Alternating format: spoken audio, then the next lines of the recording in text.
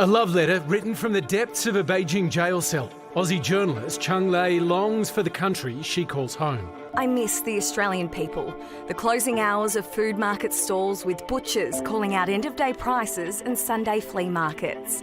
A dark chapter in more ways than one. I miss the sun. In my cell, the sunlight shines through the window, but I can stand in it for only 10 hours a year. Sunlight became a really big deal for me in prison. You crave it, you yearn for it. It's an incredibly important part of human survival, and you only realise just how important it is when you don't have access to it. Her isolation from her partner and her 2 children taking a devastating toll. Every year the bedding is taken into the sun for 2 hours to air. When it came back last time, I wrapped myself in the doona and pretended I was being hugged by my family under the sun. When I was in solitary confinement, my own body started to reproduce a lot of the feelings, the sensations, the sounds, the smells that were so important to my own life outside of prison. The feeling of the grains of sand between your toes on the beach, or the sound of somebody opening up a chip packet near you.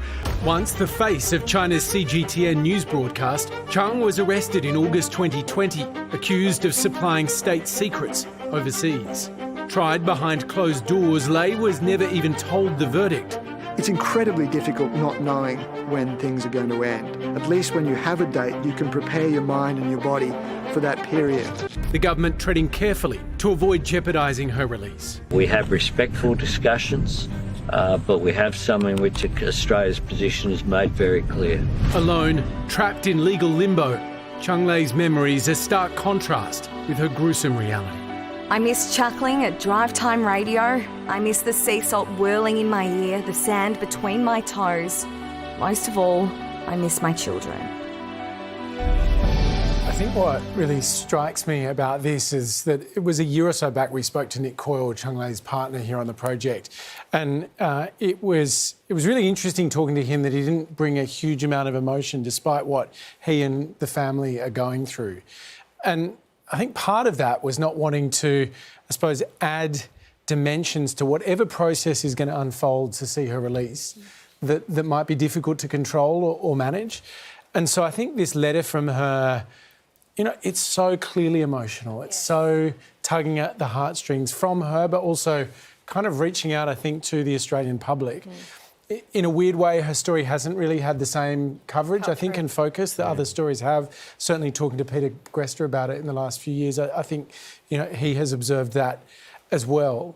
I don't know really what the reasons are, but she is someone that Australia is responsible for, our government is responsible for. You would hope that with Anthony Albanese potentially meeting Xi Jinping in China, that there may be some possibility of a breakthrough, and certainly seeing some of the trade sanctions be removed that have been in place since COVID, like the barley and the wine and travel restrictions as well. That must give hope to this family. But I thought that line in her letter, I secretly mouthed the names of places I've visited and driven through, just picturing her in a cell doing that was... heartbreaking. Yeah, very sad. Heartbreaking for her 2 children, 12 and 14, 10 hours of sunlight a year. Yeah, heartbreaking for Cheng Lei.